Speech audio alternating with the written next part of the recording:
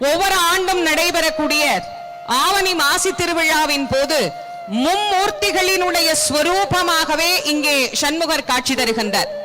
அருணகிரிநாத சுவாமிகள் அருளி செய்த திருப்புகழை நாம் சிந்தனை செய்து கொண்டு வருகின்றோம். ஒவ்வொரு தலமாக சென்று முருகப்பெருமானை பாடி பரவி வழிபட்டு வந்த அருணகிரிநாத சுவாமிகள் இந்த செந்திலம்பதிக்கும் வருகின்றார். முருகப்பெருமான் அவருக்கு நடன தரிசனம் தந்து அருளினார். இந்த உலக மக்கள் அனைவரும் உய்வு பெற வேண்டும் என்று பொன்னம்பலத்திலே எப்படி நடராஜ பெருமான் ஆடி அருள் புரிந்தாரோ அந்த அம்பல கூத்தனை போன்ற தரிசனத்தை இங்கே அருணகிரிநாத சுவாமிகளுக்கு முருகப்பெருமான் அருளினார்.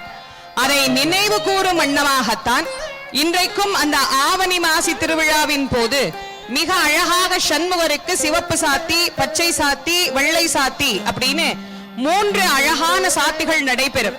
அதனுடைய தத்துவம் மும்மூர்த்திகளினுடைய ஸ்வரூபமே இங்கு எழுந்தருளி இருக்கிற சண்முகர் என்பதனுடைய வெளிப்பாடுதான். சிவப்பு சாத்தி இருக்கிற போது பின்பக்கத்திலே நடராஜ பெருமானுடைய அலங்கார கோலத்திலே அவர் காட்சி தருவார். அது அருணகிரிநாதருக்கு காட்டி அருளிய காட்சி.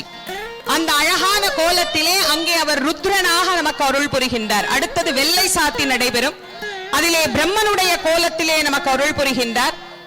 பிறகு பச்சை சாத்தி நடைபெறும். அந்த பச்சை சாத்தியிலே மகாவிஷ்ணுவினுடைய கோலத்திலே அவர் அருள் புரிகின்றார். ஆக பிரம்மா, விஷ்ணு, ருத்ரனை வழிபட்ட பலன் இந்த திருச்செந்தூரிலே எழுந்தருளி அருள் புரியக்கூடிய சண்முகரை வழிபட்டாலே கிடைக்கும் என்பதனால் தான் இந்த ஆலயத்தின் மற்றும் ஒரு மூலஸ்தானம் போல் நாம் போற்றப்படுகின்ற சண்முகருக்கு இங்கே மிக அழகாக 12 காலங்கள் வேள்விகள் செய்து அந்த கடங்கள் அற்புதமாக சேவர் கொடியோடு இங்கே முருகப்பெருமானுடைய அந்த அழகான திருக்கடங்கள் எல்லாம் ஆலயத்தை வலமாக வந்து கொண்டிருக்கின்றது.